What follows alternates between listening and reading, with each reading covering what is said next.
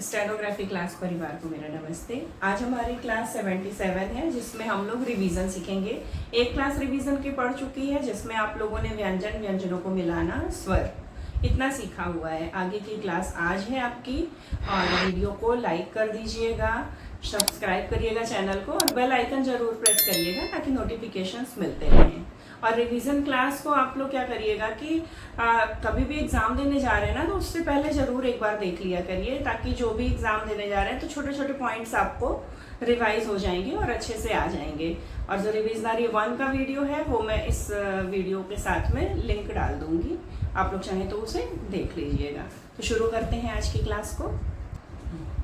आज की क्लास में हम लोग टावर की दाईं बाईं रेखाओं का प्रयोग पढ़ेंगे, जो कि अधिकतर लोगों को कंफ्यूजन होता है। एक बार फिर से रिवाइज करिएगा, अच्छे से आ जाएगा। और सा और माना का प्रयोग, इसमें भी डाउट होता है कौन सा सा बनेगा कौन सा मा बनेगा, है ना।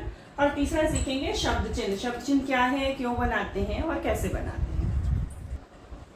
चलिए शुरू करते हैं। टावर की दाईं बाईं रेखाओं का प्रयोग। जैसा कि आप सब लोग जानते हैं कि जो हमारा ता वर्ग है वो 2 तरह से बनता है। एक बायां ता वर्ग होता है और दूसरा दायां ता वर्ग होता है। और ता था दादा इसमें 4 व्यंजन आते हैं, ये सभी को मालूम है। अब क्या होता है कि बहुत लोग कंफ्यूज है कि दायां बनाए बायां बनाए। बुक में जैसा कि देखो तो थोड़ा सा कंफ्यूजन हो जाता है कभी कभी कि इन व्यंजनों के साथ दायां, इन व्यंजनों के साथ बायां, लेकिन वो कौन से व्यंजन है और क्यों बना रहे हैं, ये चीज क्लियर होनी बहुत जरूरी है। तो देखिएगा, इसका जो पहला नियम आपका है वो ये है कि जो आपके व्यंजन हैं, मान लीजिए आपको लिखना है पत। अब पत में क्या है कि जो आपका पा व्यंजन है वो इस तरह से आएगा, तो सेम डायरेक्शन में बनने वाला ता कभी भी नहीं बनाया जाएगा। क्यों? क्योंकि जब भी आप जल्दी में बनाएंगे तो देखिए कहाँ ज्वाइंट हो रहा है, कहाँ से दूसरा शुरू है, कहाँ पहला खत्म है, बिल्कुल क्लियर नहीं होता। तो बस एक इस चीज का ध्यान आपको रखना है, जितने भी 2 तरह के व्यंजन है सभी में खत्म हो जाएगा डाउट पूरा। ठीक, क्या करेंगे, अपोजिट डायरेक्शन, जैसे ये गई तो इधर वाला ता बनाइए, है ना। अब ये आप कितना भी जल्दी बनाएंगे तो यहाँ एक ठहराव के साथ दूसरी दिशा में आपका ता व्यंजन चलेगा। जब दूसरी दिशा में चलेगा तो वो ज्वाइंट आपको शो हो जाएगा, है ना। बस एक इसी छोटे से पॉइंट को आपको याद रखना है। इसी तरह से देखिए, अगर आपको चक लिखना हो तो चा व्यंजन के बाद दायां ता बनेगा, क्योंकि ये वाला बनेगा तो फिर देखिए पूरा राउंड में चला जाएगा, है ना। इसी तरह से अब आप देख लो, जैसे कि सबसे पहले ता आ जाए, इसी का उल्टा करते हैं। तप लिखना हो तो क्या करेंगे, ये वाला ता बनाएंगे, क्योंकि ये बनाएंगे तो पूरा मिक्स हो गया। इसी तरह से टच लिखना हो तो ये वाला ता बनेगा तो चा अच्छे से बनेगा, लेकिन अगर ये बना दिया गड़बड़ हो गया। तो बात समझ आई आपको। वो ता वर्ग लेंगे जिसके साथ जो आउटलाइन बन रही है वो क्या हो, बिल्कुल क्लियर दिखाई दे, ज्वाइंट आपको समझ आए, अंत और शुरुआत समझ आए, ठीक है ना। बस इतनी सी चीज को ध्यान देना है। अगला नियम है दूसरा कि आप जब ता वर्ग अकेला हो, ता वर्ग मतलब ता वर्ग के एक से ज्यादा व्यंजन हो सकते हैं किसी शब्द में, और या फिर वो शब्द जो है अकेले होने के साथ साथ स्वर से शुरू हो रहा है, तब कौन सा बनाएंगे, इन 2 कंडीशन में आपका बनेगा बायां ता।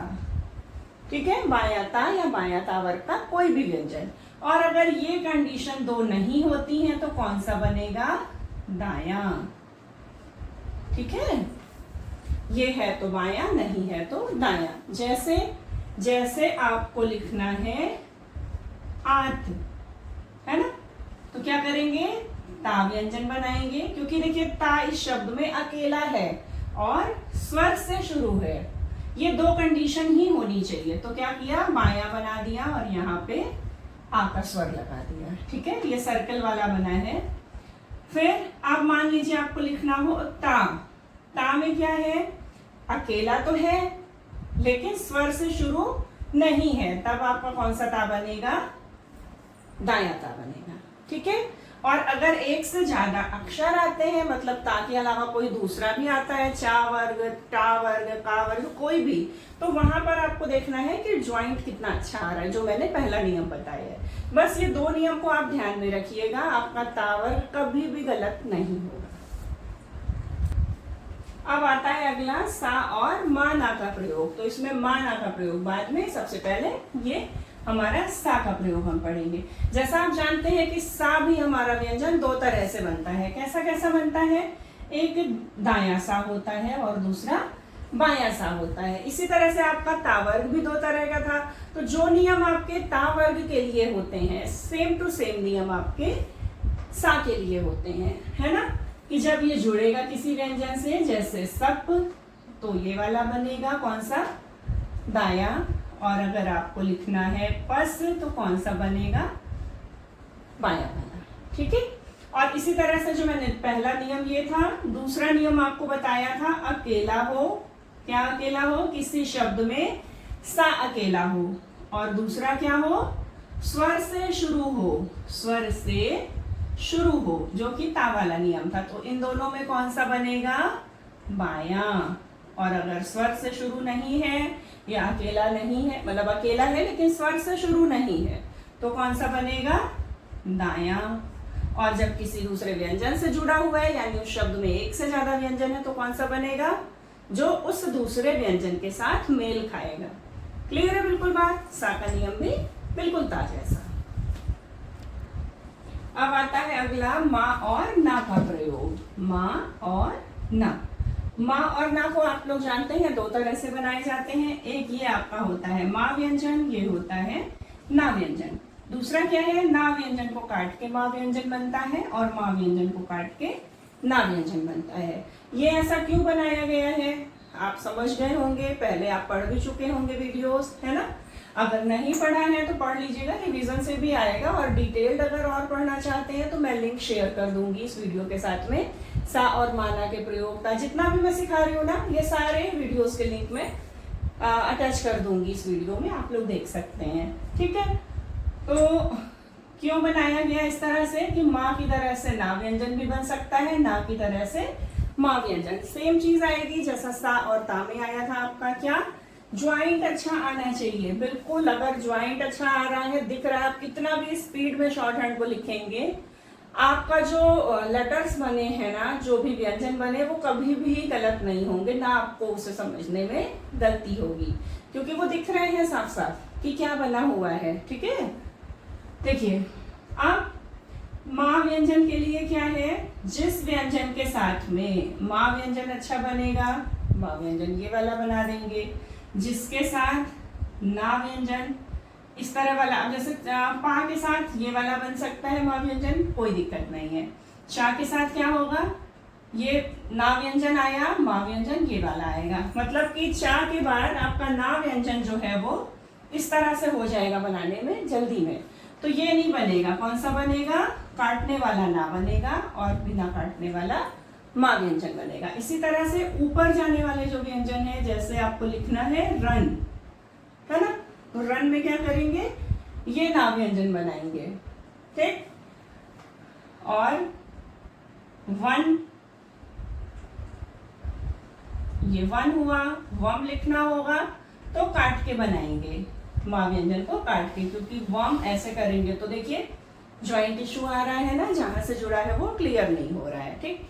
एक चीज का नियम और इसमें ध्यान रखिएगा आप लोग कि रा व्यंजन और माँ व्यंजन, अगर किसी शब्द में ये दो हैं, रा और माँ, तो वो हमेशा रा नीचे आने वाला बनता है और माँ व्यंजन ही बनता है। ठीक है। इसमें शुरू में स्वर हो या फिर स्वर ना हो, ये हमेशा ही ऐसा बनेगा। अब अगला आता है शब्द चिन्ह, जो कि आपकी शॉर्ट हैंड का बहुत ही इंपॉर्टेंट है ना? अगर ये शब्द चिन्ह आपको सारे याद हो जाते हैं तो आप मान के चलिए कि आपकी शॉर्ट हैंड की स्पीड जो है वो बहुत तेज बढ़ जाएगी, और आधी शॉर्ट हैंड तो आपकी शब्द चिन्हों से बन जाती है, जो कि आगे चल के संक्षिप्त अक्षर और वाक्यांशों में बदल जाते हैं, अपग्रेड हो जाते हैं, कह सकते हैं, है ना? तो शब्द चिन्ह क्या चीज है? जैसा कि देख लीजिए, पता चल रहा है शब्द और चिन्ह, यानी कि शब्द का चिन्ह बनने वाला। अब अलग से कोई चिन्ह नहीं उठा के लाया जाएगा। शब्द में क्या है कि जो भी अक्षर या मात्रा आती है उसी को हम उठा के रख देते हैं, पूरा शब्द बनाने की जगह पे सिर्फ एक वो व्यंजन या वो एक मात्रा, उसको उस शब्द का चिन्ह मान लिया जाता है। तो शब्द चिन्ह यही होता है। और ये होता किन शब्दों का है? जो शब्द हमारे बार बार यूज होते रहते हैं, है ना, जैसे है, मैं, तुम, सर्वनाम है और आपके उपसर्ग हैं, कुछ प्रत्यय हैं। तो इन सब का क्या किया गया है? कुछ क्रियाएं हैं, ये जो बार बार यूज हो रहे हैं ना, इनको बना दिया है शब्द चिन्ह के रूप में, यानी उनका एक चिन्ह बना के दे दिया गया है। और उसे करना क्या है? जैसे आप एक छोटा सा एग्जांपल देखिए, एक का शब्द चिन्ह। एक का शब्द चिन्ह क्या होता है? लाइन के ऊपर एक बिंदु। अब जब भी आपका कोई लिख रहे हैं, एक आ जाएगा तो आपको पूरा का के ऊपर ए लगा के बनाने की जरूरत नहीं होती है ना। क्या करते हैं आप? सीधे से एक बिंदु बना देते हैं लाइन के ऊपर, ये बन गया आपका एक। तो ये होता है शब्द चिन्ह, जो कि आगे नियम आते जाएंगे और नियम से जुड़े हुए और शब्द चिन्ह आते जाएंगे। सारे शब्द चिन्ह अच्छे से आपको याद करना है, बहुत अच्छे से प्रैक्टिस करनी है। वही कितनी प्रैक्टिस? ताकि आप इसको सुने और तुरंत समझ लें, ठीक है। इस तरह से करिएगा। और एक शब्द चिन्ह का मैं वीडियो डालने जा रही हूँ, सारे शब्द चिन्ह की डिक्टेशन उसमें होगी। आप सभी को रिक्वायर्ड होगा, अगर है तो कमेंट करके बता दीजिएगा, तो मैं उस वीडियो को अपलोड कर दूं ताकि आपकी डिक्टेशन जो है ना शब्द चिन्ह की, वो आप उससे ले सके। उससे स्पीड जो है शब्द चिन्हों में वो और अच्छे से बनेगी, सारे शब्द चिन्ह अच्छे से याद हो जाएंगे, ठीक है। तो इतना रिवीजन आप लोग कर लीजिएगा। बाकी जो वीडियोस के लिंक बोले मैंने वो मिल जाएंगे इस वीडियो में। नेक्स्ट वीडियो में मिलते हैं। नमस्ते।